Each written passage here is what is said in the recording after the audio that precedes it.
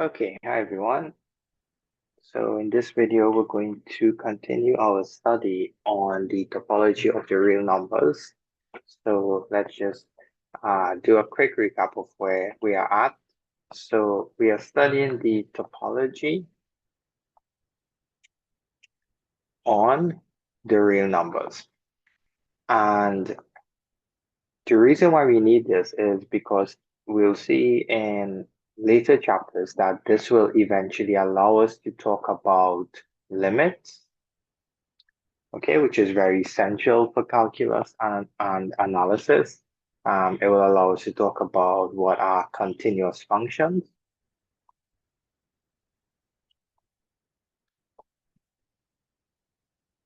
But before we could get to that, we need to first discuss the idea of the open sets and closed sets. Open sets and closed sets. And then we could get to these guys. So what we are in the middle of right now is discussing the open sets. So let's just do a quick recap of what we need for that. So in this chapter or in the real numbers, we need to come up with some way to measure distance. So we want some notion of measuring distances between two points. So this is all a recap. It's important because we're going to get into some more stuff later in this chapter. So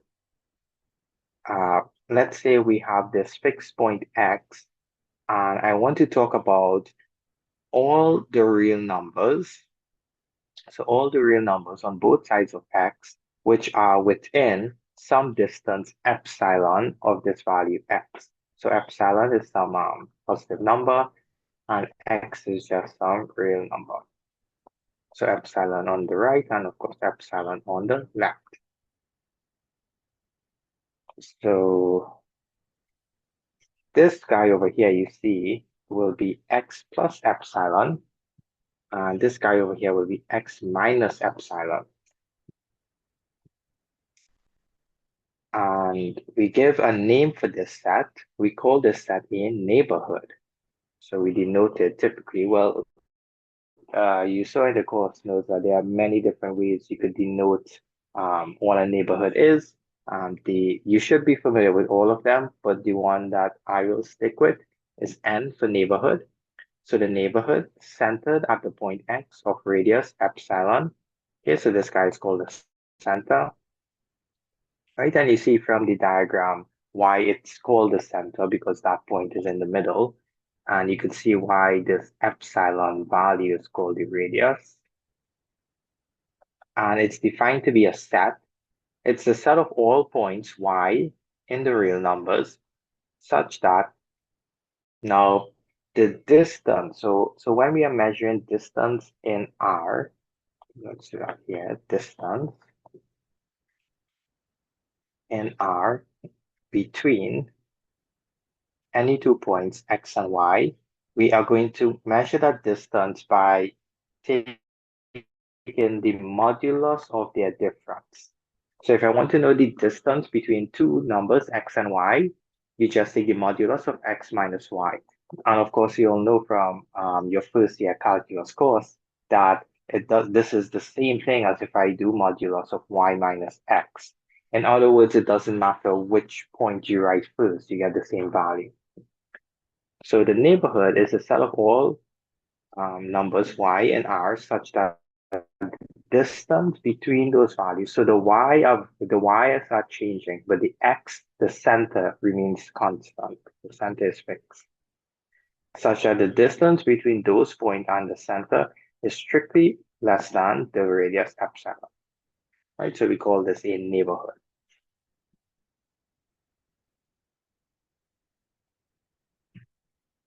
Okay, and from the diagram, and also we did a proof of it. It's easy to show that this set is simply an open interval where the leftmost point is x minus epsilon and the rightmost point is x plus epsilon. So now that we have a neighborhood, that that allows us, and we also show that uh, here result, right? Because it's a useful result. We also show that um, any open interval a comma b where a and b are finite, a and b are finite, okay, is a neighborhood. In other words, this first part is saying that every neighborhood could be written as a bounded open interval, and this result here is saying the converse of it, that every bounded open interval AB can be written as a neighborhood. So how if I give you for example open interval 1 comma 7, how is it that you could find a center X and a radius epsilon? Well, this is just the neighborhood centered at the average of these two numbers, so a plus b over 2, and the radius is half the distance between them. So if here's a and if here's b, you of course know that the distance between them is b minus a. So therefore, 1/2 the distance between them is b minus a over 2, and that is the epsilon. So b minus a over 2. Okay, so this is the neighborhood. So bounded open intervals and neighborhoods are the same thing with this topology. And from there, we started talking about what are the interior points. The interior point, so an interior point of a set. So I'll just give the diagram of it, and you have the actual definition in the notes. So let's just say, for example, that this is some set A. Let's just say. We say that a point, so this green point A, is an interior point of the set A if it is possible to find some neighborhood around it. Now, all we need is just one neighborhood. Okay, we don't need all the neighborhoods. We just need one neighborhood of any radius. It could be really, really small radius. It doesn't matter. Once we could find a neighborhood centered at this point of any radius such that this neighborhood you see is entirely contained inside of the set A, we say that A is an interior point. Okay, so A is an interior point. So for example, the way I've drawn this set, let's say the set stops here and stops here. If I take this guy here, B, then you see that A is an interior point. However, B will not be an interior point because this part of the neighborhood is always outside of the set A. So in this case, B is not an interior point. Okay, because it's impossible to put a neighborhood around B, no matter how small you make that radius, such that that neighborhood will be entirely inside of A because the rightmost part is always falling outside. Okay, so the set of all interior points of A is called the interior. So the interior of A, sometimes it's denoted by A with a little circle, is just a set of all interior points of A. So we collect together all the interior points of A, and that forms the interior. And of course, this set is inside of A. And I said last time that, okay, well, we get to the open sets now. So now we could say that a set is open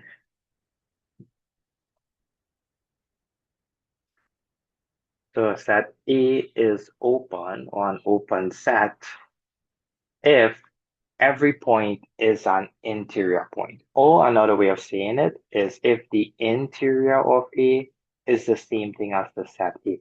So if I take any point of A, it is always going to be possible to put a neighborhood around that point entirely within A. And you could actually show that the interior of A is the largest open set inside of A. This is the largest open set inside of A. So A might have many open sets inside of it, but the largest of them is actually the set interior. Okay, and there's a proof for that. What you have to do is a union together all the open sets. But in order to do that proof, we need some of the results that we're going to use today. Okay, so the interior, of course, so the interior is an open set. Okay, so we have some examples of open sets. So given any set A, the interior of A is always open. If you give me any set, it doesn't matter. Even if it's the empty set, once I take the interior of it, that is always an open set. Neighborhoods. So any neighborhood is an open set. Open interval AB, where A and B are finite. Right? A and B are finite. So we call this bounded open intervals. So these are all examples of open sets. So every point in the end, you could put a neighborhood around it inside of it.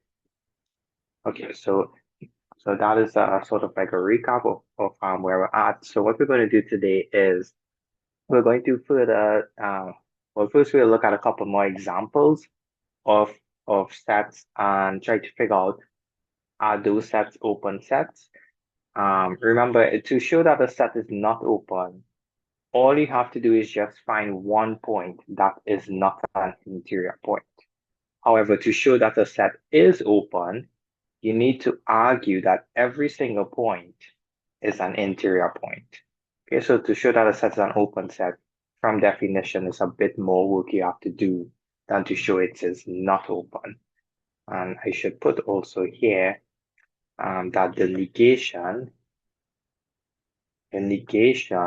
of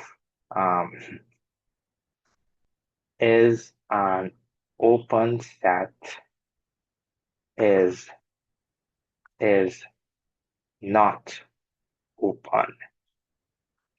Okay, and we'll see this later on, but usually one of the most common mistakes people make when they are first learning these ideas is that they think if a set is not open, then that's the same thing as it being closed. So they may wrongfully say that, okay, if I know a set A is not an open set, then it has to be closed. No, that is not true. Closed means something different. We'll get to it.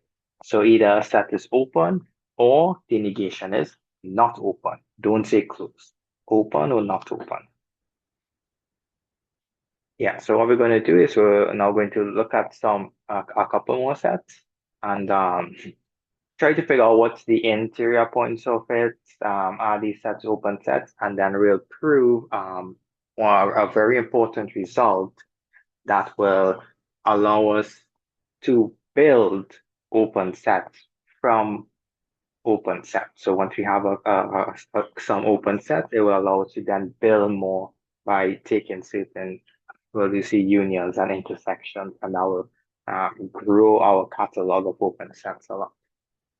Okay, so the next example here, we have A is this half open interval 0 to 2. So notice it's closed at 2. So remember the square bracket here means you include that point together with the value, the singleton tree. So sets with one element in them. I don't know if you all came across this terminology before. Um, I'll put it here just as an aside. Okay, so this one isn't in the notes. Sets with one element, that is a set with just an element by himself, are called singleton sets. Singleton sets.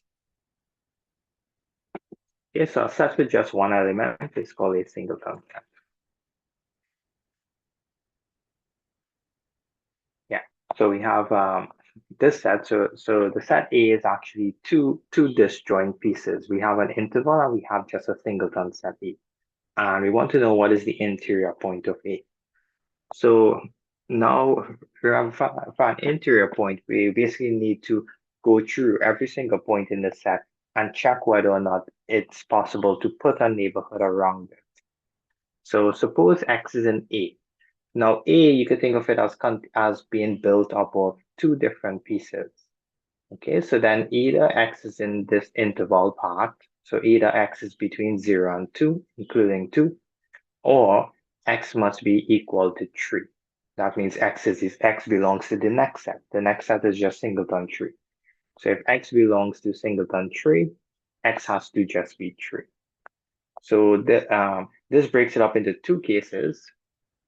Oh, actually three cases we'll see. So case one is I'm going to take X values strictly between 0 and 2. So this is the same thing as saying X belongs to the open interval 0 and 2. Now, we've already shown previously that any bounded open interval is an open set. So if X belongs to this open interval 0, 2, and I know that 0, 2 is an open set, then every point of 0, 2 is an interior point. Or said another way, since open interval 0, 2 is a subset of A, right? Open interval 0, 2 is a subset of A. If you take interiors on both sides, okay, so again, recall that if A is a subset of B, then you could take interiors on both sides, right? So what we are seeing there is they are saying that open interval 0, 2 is a subset of A, and then they are just taking interiors on both sides. Okay, and because open interval 0, 2 is an open set, the interior is the same as the set. So the interior of 0, 2 is just 0, 2. Okay, so they're saying here that every point of open interval 0, 2 is an interior point.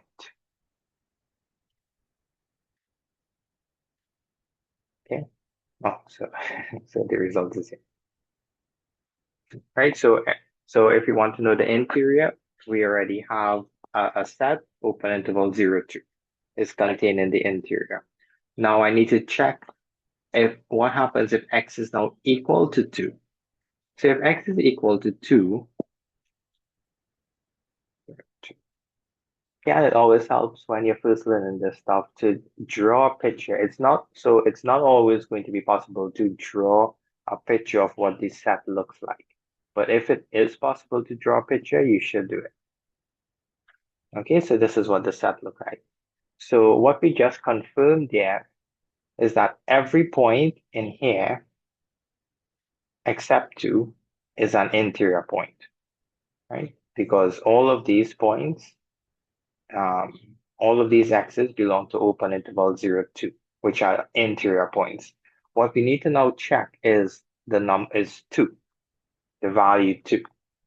But notice if you pretend that you are standing at the point 2, and if you take a neighborhood on either side of any radius epsilon, notice that half of the neighborhood falls inside of the set, which is what you want, but half of it is always going to fall outside. So this value 2 is not going to be an interior point. And it's the same thing for 3 as well. Okay, so for case 2, they're saying if x is equal to 2, then for every epsilon or for every radius, the neighborhood centered at x of that radius, right? So this was that open interval that I drew around 2, is never going to be a subset of A. that means that x equal 2 is not an interior point, so it cannot be in the interior. And it's the same case for 3. So same proof for 3. If x is equal to 3, then for every neighborhood you put around it, this interval is never going to be a subset of A. So again, x equal 3 is not in the interior of A. So in conclusion, what are all the interior points of A? Well, the only interior points of A we found were the ones in open interval 0, 2. So therefore, the interior of A is just open interval 0, 2. And now if you knew beforehand, so again, this is not really a proof, but it will give you an idea of what the answer should have been. If you knew beforehand that the interior of a set is the largest open set inside of A, and we'll see in a bit that the open sets in R can all be built from open intervals. So essentially, you're asking yourself, look at A, what is the largest set of open intervals you could fit inside of A? And you'll see that the biggest open interval you could fit inside of A is indeed open interval 0, 2. So when you're looking for what's the interior of a set, you're essentially looking for what is the largest collections of open intervals you could squeeze inside of that set. Okay. So for any real number x, the singleton set, right? So that's a set with just one point. The singleton set has no interior points. That is, the interior of the singleton set is the empty set. There are no interior points. Why? Because it only has one point. So all we have to do is check this one point. Is x an interior point? Well, if I take any neighborhood of any radius, that neighborhood could never be a subset of x, right? And one of the reasons you could think of it is we could invoke what we learned before in terms of countability of sets or cardinality of sets. Okay, we know that this neighborhood is an interval, right? And we saw that the intervals are uncountable. So every neighborhood has uncountably many points. So there's no way this interval, this uncountable set, could be a subset of a finite set with just one point, right? So this is never going to happen. So singleton set has empty interior. So hence the singleton set is not open. Now, what about the integer? So again, remember the little circle means interior, right? It's just another way to write it. So in a similar way, the integers, the interior of the integers is also empty because you could think of the integers as a countable collection of these singleton points. Okay, so let me draw that for you. So you could think of the integers as just being, for example, here's 0, here's 1, here's 2, right? So it's like a countable collection of singleton points. Now, if you look at any of these singleton points, pick any of them. So let's just say we pick 1, right? So let's look at 1. Could 1 ever be an interior point of the integers? Well, if you take any neighborhood around it, no matter how big, so you could take a really big neighborhood, yes, that neighborhood will contain some other integers, but remember, it's not going to contain only integers. We need this neighborhood to be inside of the integers. So the neighborhood should only contain whole numbers. Well, of course, you know these intervals are going to contain fractions. They're going to contain irrational numbers as well. So there's no way you could put an interval around any integer such that it is entirely within the integers. Okay, so no integer is an interior point. So again, the interior of the integers is again the empty set. And same thing for the natural numbers. Okay, the idea is the same. So a singleton set, um, the integers and the natural numbers, the interior of these guys are all empty. And again, another way to think of it is, again, if you invoke the idea of the cardinality of sets, which is we know that singleton sets, the integers, the natural numbers, these are all countable sets, but the neighborhoods, by definition, is an open interval, and we know open intervals are uncountable sets. So there's no way you could find a neighborhood inside of these countable sets. So from that, you could then conclude that any countable subset of the real numbers cannot be open or cannot have an interior point. Okay, so in order for some subset of the real numbers to even have just one interior point, it has to be uncountable. Okay, because you need to fit a neighborhood inside of it. Okay, so that's something to think about. So the same thing with the with the rational numbers, right? The interior of the rational numbers are empty. Okay. Um, although the explanation here is slightly different. It doesn't use cardinality here. Um, it uses the density or the dense property of the rationals, right? Which is something that will be very handy for us in a bit. Let me just recall what that says. So the density of Q, also Q complement, also the rational in R, right? So this works for the irrationals as well. And all that says is if I take um, any two real numbers, x and y, so x and y, any two real numbers, rational, irrational, doesn't matter. It is always possible to find a rational number in between them. Not only that, density of Q and Q complement, the irrationals. Not only could you find a rational number in between any two real numbers, you could find an irrational number between it. Not one of them, not it, also not one of them. You could find infinitely many. So if you take any two real numbers that are different, there will always be infinitely many rationals and irrationals between them. Right? So I'll leave you to think about why that is true. So that's what this proof is saying. If if a point of the rational number is an interior point, that means a neighborhood around it should contain only rationals. Okay? But we know that for any rational number and any radius, there's always going to exist an irrational number such that that irrational number will be within this neighborhood. So remember, what is x minus epsilon and x plus epsilon? That's the neighborhood, right? That's the neighborhood by the density of the irrationals in R, which means that the neighborhood is not a subset of Q.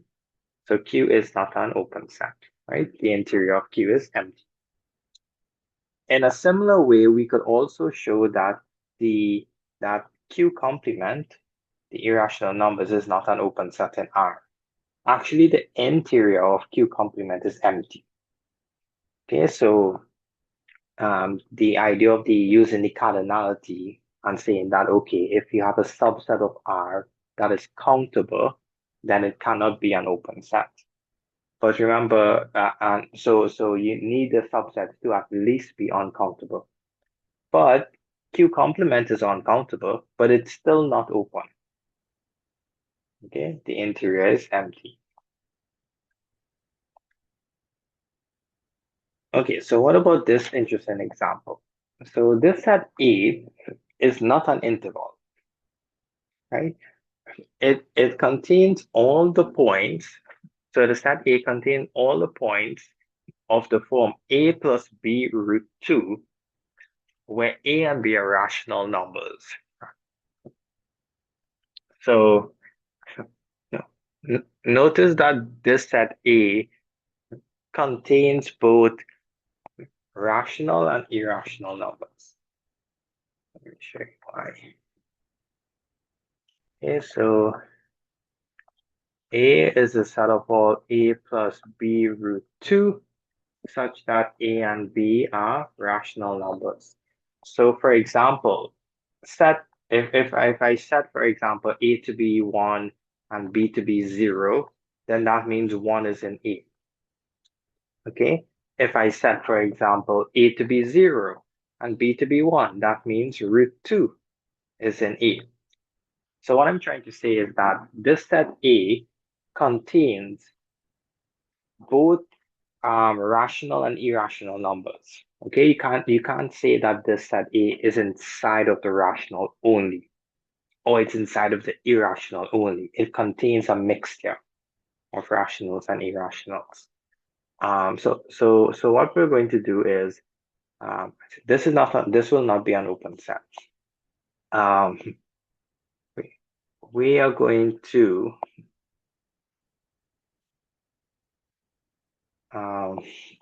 to take a point, and then we're going to take so I use A here, and I want to use A for the set. Okay, we'll take a point A plus B root 2 belonging to the set A. And what we're going to do is we're going to then argue, or we'll actually generate, or we'll show that we could generate a point in here that is not an element of A. That is, we're going to generate a point in there of the form, let's say, W1 plus W2 root 2, where W1 and W2 are, so if they were rational numbers, they will be in A. So I need these guys to be irrational numbers. Notice that W2 cannot be root 2. If W2 was root 2, then this means I will get W1 plus root 2, which would be W1 plus 2. Okay, and this one may be an E. So what I want to do is I want to remove root 2 from this. Okay, so if I remove root 2, then I guarantee that this new guy will not be an E. Okay, so let's see how to construct such an element. Okay, so we're going to let epsilon be bigger than 0. Now, the density of irrational numbers is telling me that there exist two irrational numbers that are different from root 2. So now you see the reason why I am removing the square root of 2 from this set. Because if I allow, for example, W1 or W2 to be square root 2, then I might get some sort of simplification in A plus B root 2, and that might result in getting an element actually in the set E. I don't want, oh, sorry, that might result in getting an element, in the set E. And I don't want this element to be in the set E in the end, right? So I just need to remember this square root 2 over here. I just need to remember to remove them. Now, so these two rational numbers, W1 and W2. W1, I'm going to say, is a irrational number in the neighborhood centered at A. So A is this guy of this radius, and W2 I'm going to say belongs in a neighborhood centered at B of this radius. Epsilon over 1 plus root 2. And if you're naturally thinking, okay, well, where are they pulling out this epsilon over 1 plus root 2 from? How do they know to choose this to be the radius that will work? Right, so basically, so from here, you sort of have like two number lines. This is A and this is B, and I'm constructing a neighborhood over here, and a neighborhood over here. And W1 is going to be in here, and W2 is going to be in here. And I think it was epsilon over 1 plus root 2, I think. Yeah. Yeah. So how do we know to take this radius? Well, if you want to, you could work through that problem. So what they did was they worked through that problem with W1 belonging to N, center at A, radius R1, and W2 belonging to the neighborhood, center B of radius R2. And then, well, we're going to do the calculation now. But what they did was they're going to do a certain calculation, and in the end, they will have to choose values of this. So that's how they got these values to be epsilon over 1 plus root 2, right? So you you'll have to do the proof once to get those values. Okay, but let's just say, let's just take these values and see what the result will be. Okay, so from this first neighborhood, if W1 is in this neighborhood, then that means that W1 is between. Remember what the neighborhood means? The neighborhood means that W1 is between the center minus the radius, so that's this leftmost part, and the center plus the radius. Okay, so W1 is in this neighborhood. Same thing for W2. W2 is between the center minus the radius and the center plus the radius. Okay, so now what I'm going to do is I have two inequalities here. So I'm just going to simplify these inequalities. So I'm first going to multiply through this second inequality. I'm going to multiply by root 2. Okay, so multiply the second inequality by root 2 and add both inequalities. So there's a bit of missing step, but I encourage you to sit down and write out the steps. So multiply the second one by root 2 and add both inequalities, and you'll get some simplification and you'll get this guy. Okay. And now what this is saying is that W1 plus W2 root 2 is in the neighborhood centered at A plus B root 2 and radius epsilon. Okay, so this last inequality is saying W1 plus W2 root 2 belongs to the neighborhood centered X. So what is X? Remember, X was A plus B root 2 of radius epsilon. Okay, so we know that this guy, W1 plus W2 root 2, is not in A. So what have we found? We have shown that every neighborhood centered around any point X belonging to A of any radius will always contain an element not in A. So every single neighborhood will not be a subset of A. And since this holds for every arbitrary point of A, then X cannot be an interior of A. In fact, the interior of this set we showed here is empty. Okay, so the interior of A is empty because this proof, we took an arbitrary point of A. Right? X is an arbitrary point of A. Okay, so A is not open. Yeah, so now we come to the one of the main results for open sets. And that is, well, from this result, you'll see that once we have this result, it will allow us to build many, many open sets. So this result will allow us, if we have a catalog of open sets, how do we build one? Okay, so let's go through what each one is saying, and let's then prove each one. So the first part is saying that the empty set and all of the real numbers are open sets. So in any space, the empty set and the entire space is always an open set. Okay.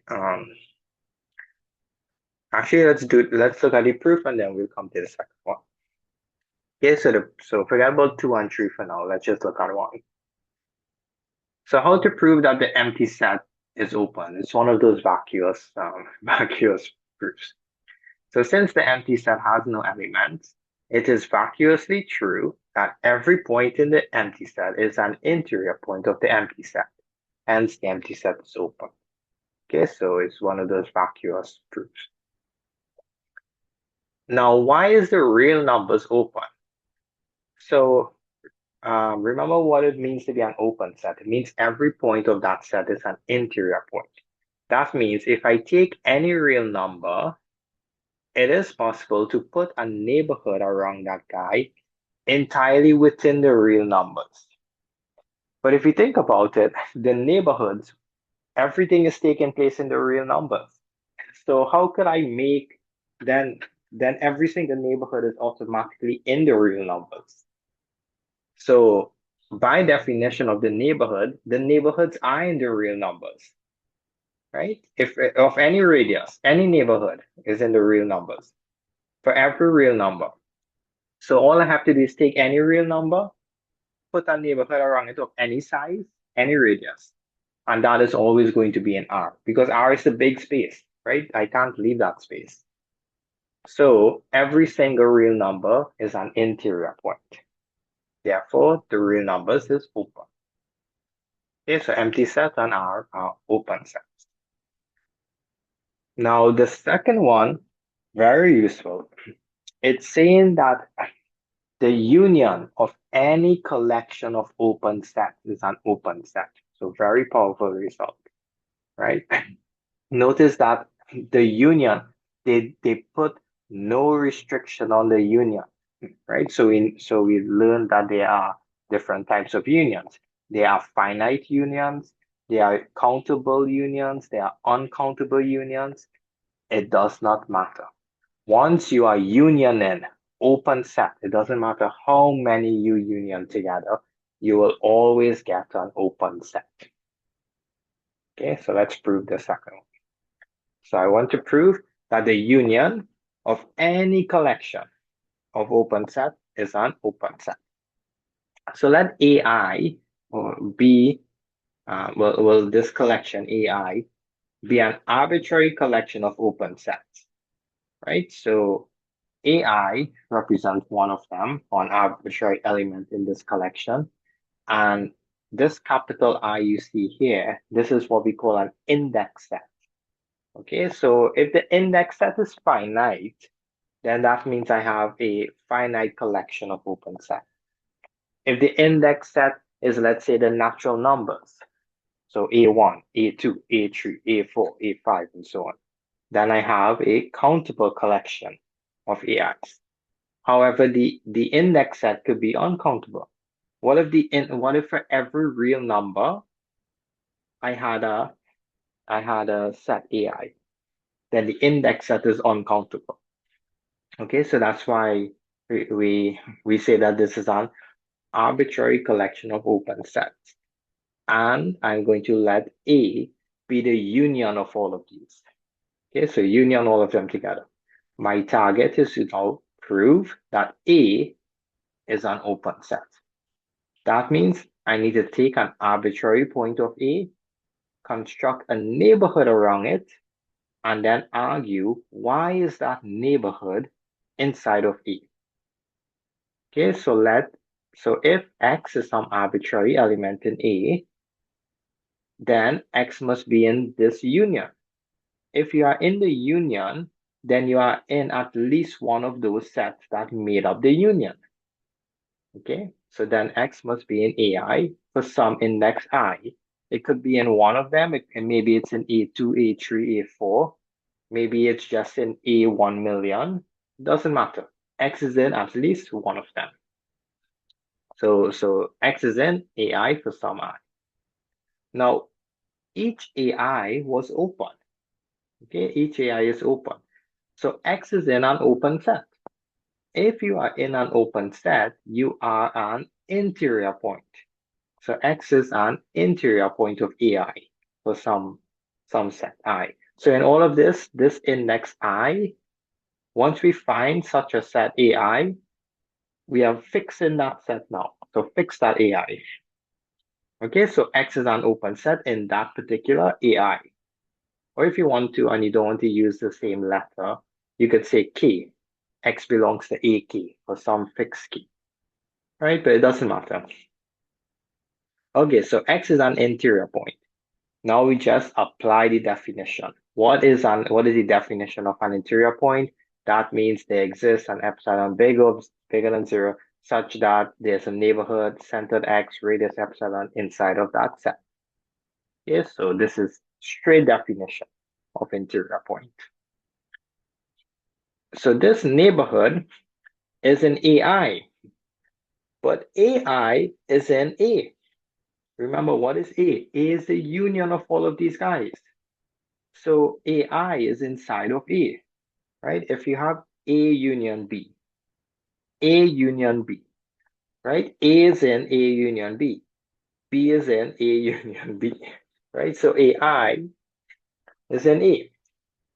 So that means that there exists an epsilon such that the neighborhood centered X of that radius is inside of A, right? Because that neighborhood was in AI. So therefore that neighborhood is in all of A, since AI is in A. So what did we do? We took an arbitrary element in A and we have constructed a neighborhood around that element inside of A. So by definition, X is an interior point of A. Since X was arbitrary, every point of A is interior. So that means A is an open set. Okay, so very nice proof.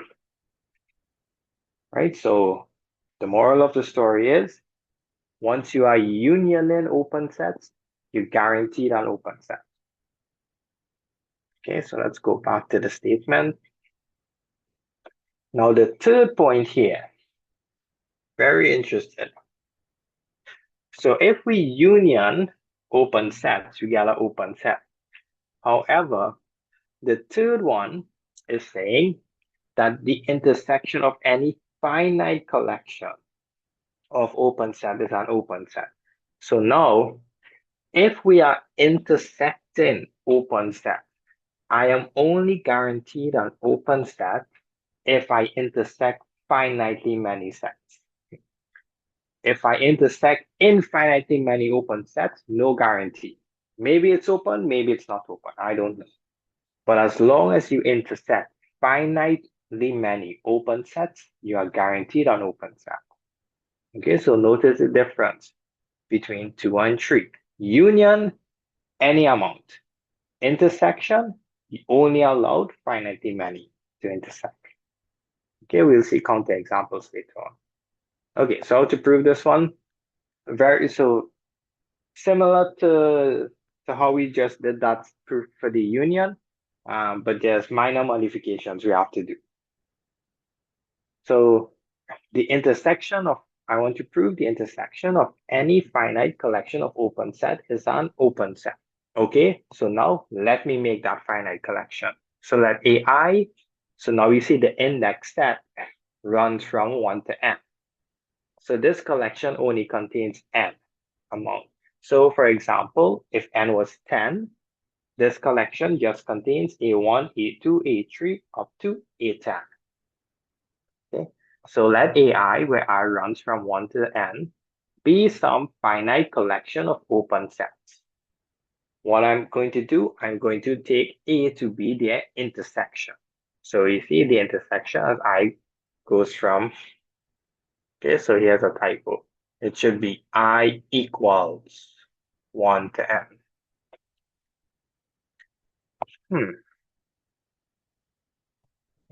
Not sure how I missed that for so long.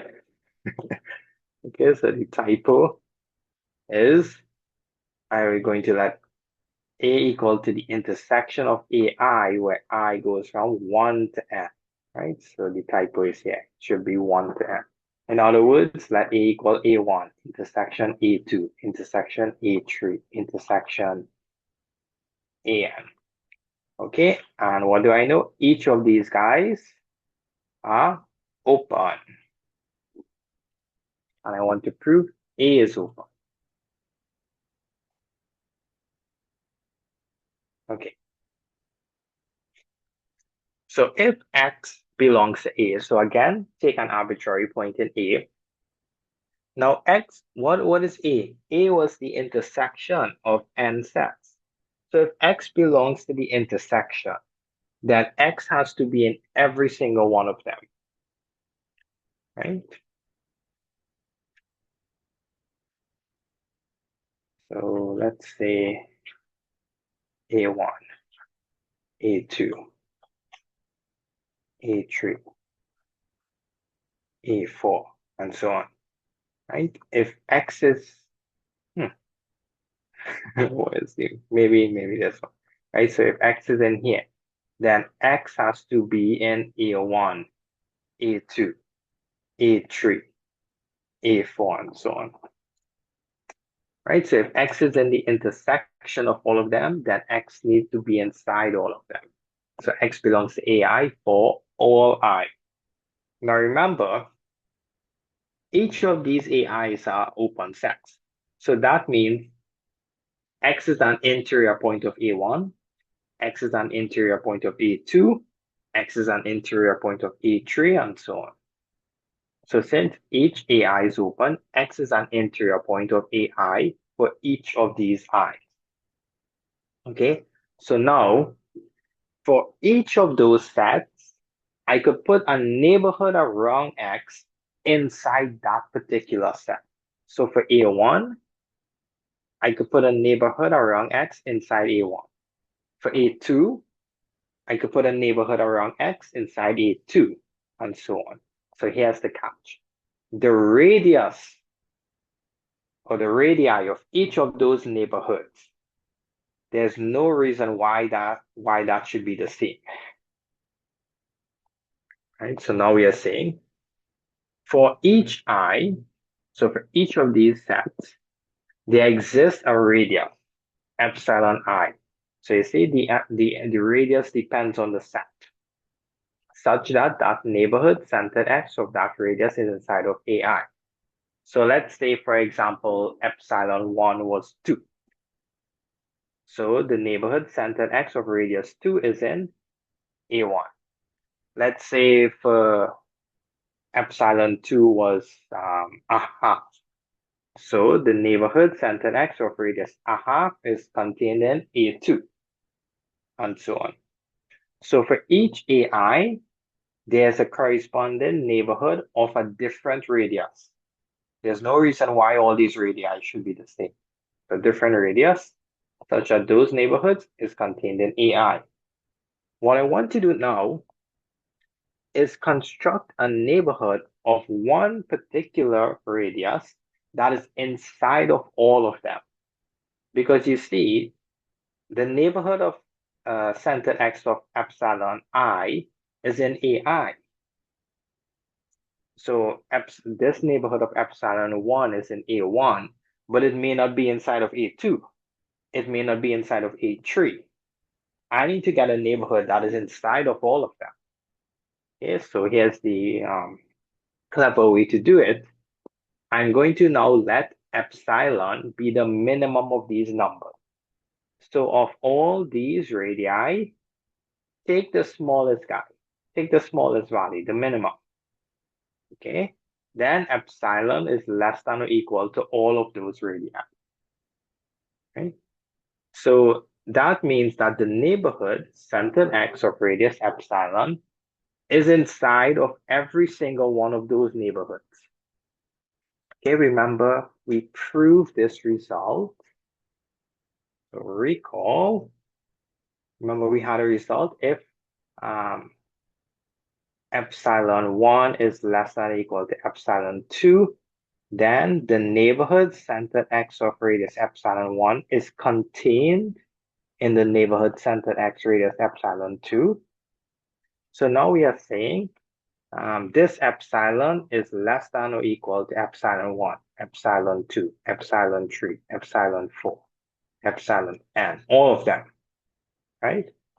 So that means that the neighborhood centered x of radius epsilon is contained in the neighborhood centered x of radius epsilon 1. It's also contained in the neighborhood centered x of radius epsilon 2. It's contained in all of these neighborhoods.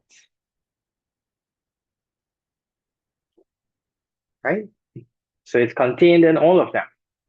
So now here's the catch. So let me give you this. If, what sub should I use? Okay, let's use x1. If x1, x2, sorry, if x is contained in y1, y2, y3, y4, is x contained in their intersection? The answer is yes, right? Because if you are contained in the intersection, then you are contained in the first one, which you are. You are contained in the second one, which you are. You are contained in the third, which you are. Fourth, and so on. So if this neighborhood of this particular radius, epsilon, is contained in all of these guys, and each of these, this guy is contained in A1, this guy is contained in A2, this guy is contained in A3, this guy is contained in AN, then altogether, that means that this neighborhood is contained in the intersection of all of the A's, because I runs from 1 to N, right? And what was this? This is nothing but E.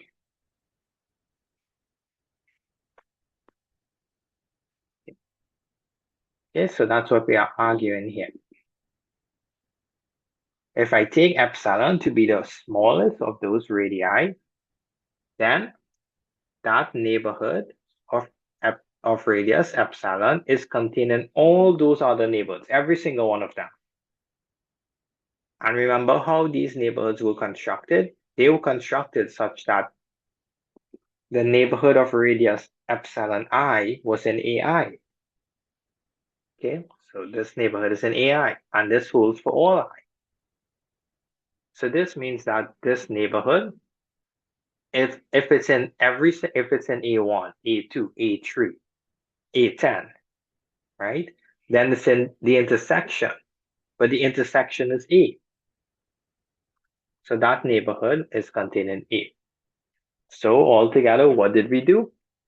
We took an arbitrary element of the intersection and we have constructed a neighborhood around that element of a particular radius such that this neighborhood is inside the intersection.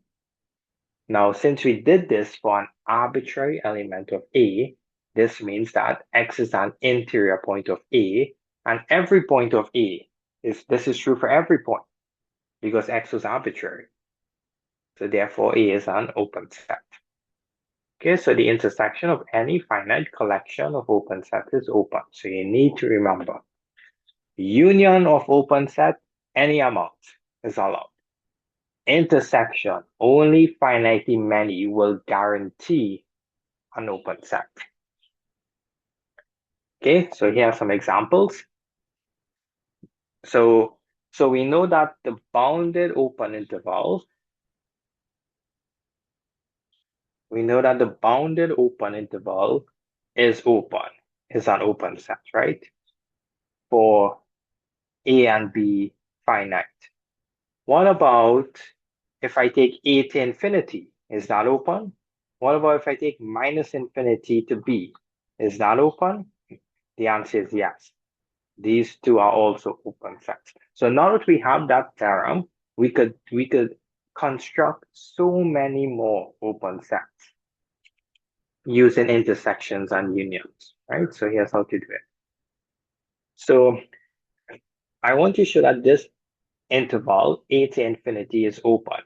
So all I have to do is write this as the union of open sets.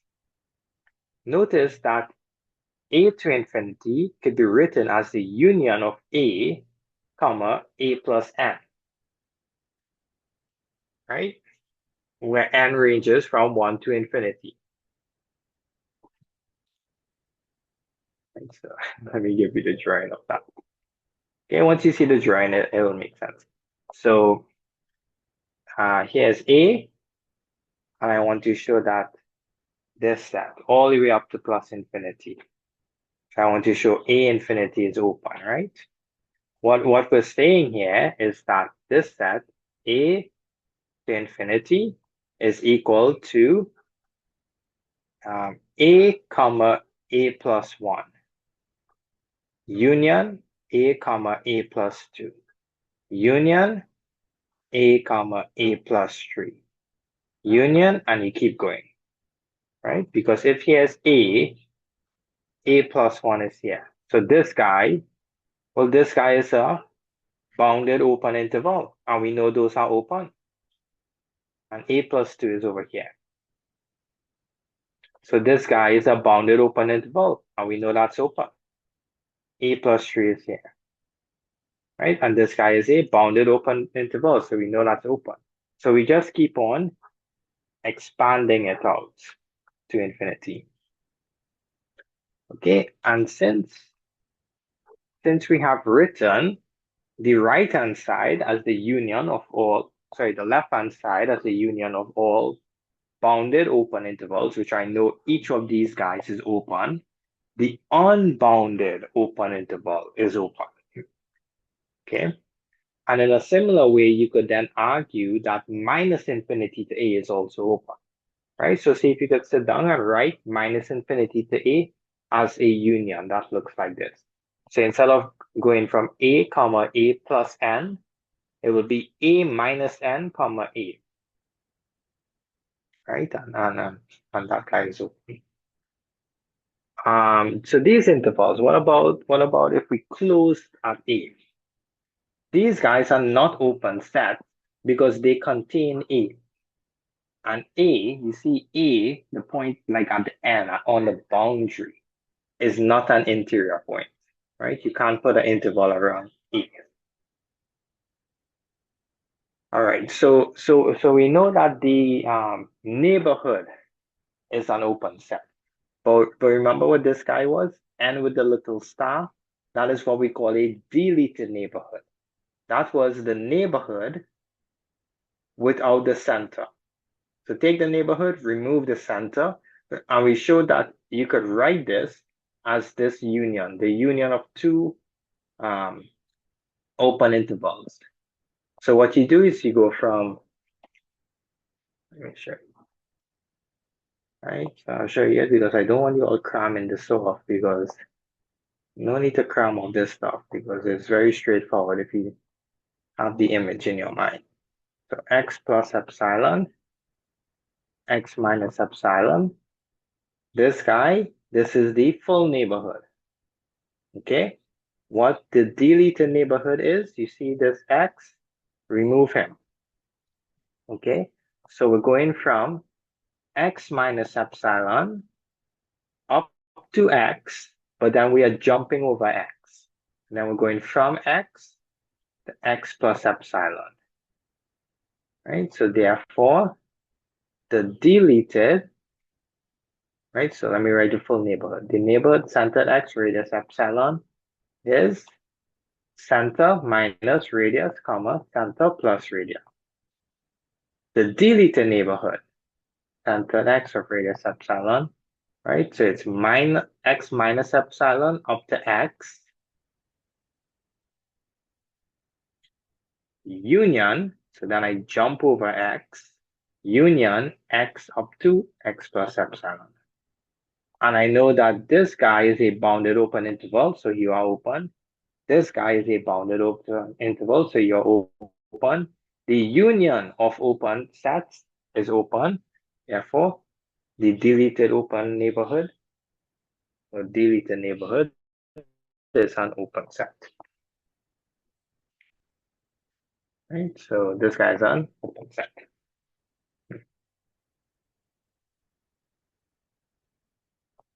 Yeah. So when we're talking about intersections, Remember, we are only guaranteed an open set if we intersect finitely many. This is one. So there are many counterexamples. So try to come up with your own. But here's one.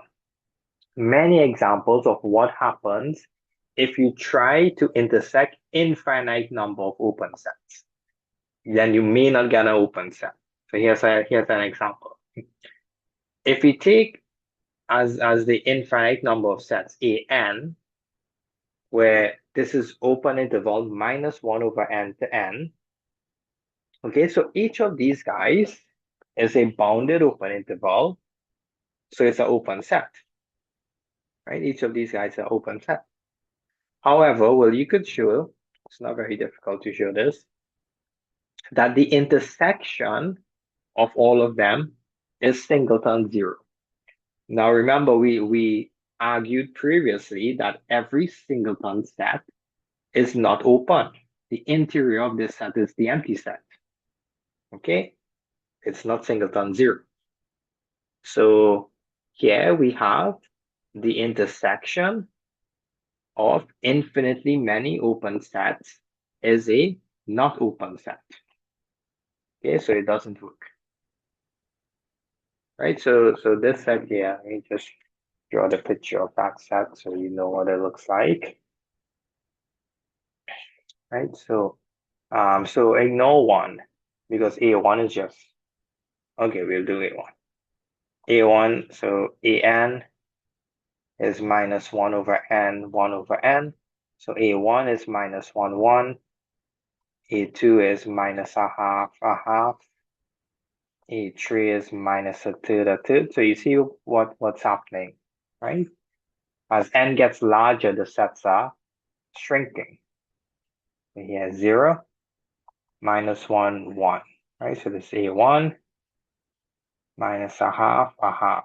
This is A2, minus a third, 1/3. This is A3 and so on, okay? And you're intersecting them. So each time you do the intersection, you're getting the smaller set. You're getting something smaller. So they are convergent to zero, to singleton zero.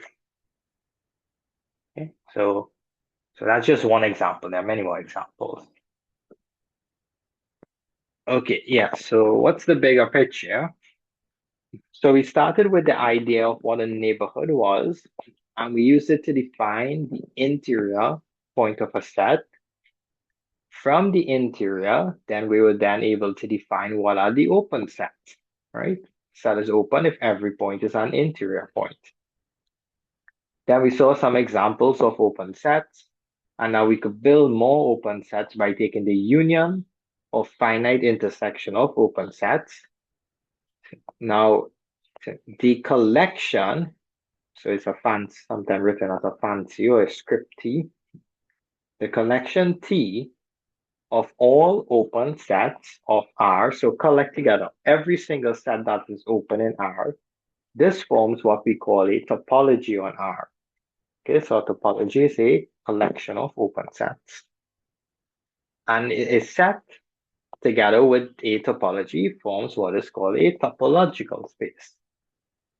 Okay, so this lives in a branch of math called topology, right? And topology underpins or has found its way into pretty much every single area of modern mathematics, right? So it's a very interesting area of pure math. So one example of an open set in R that we found was the bounded open interval AB. So here's what's so interesting about this topology we were studying. Okay, so there are many topologies you could put on the real numbers. The one we are studying is what is called the standard topology or the usual topology. It turns out you could build any open set in R by taking unions and finite intersection of this open interval.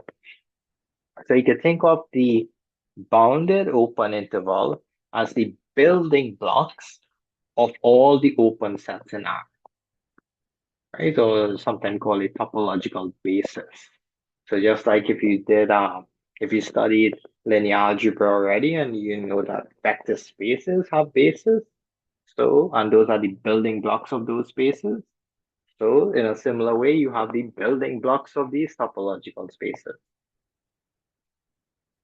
And notice that everything here depended on what our definition of what a neighborhood was. In particular, it depends on how we decide to measure distances between points, right? Because that's where it all started. It all started with what was our measuring function, what was our metric.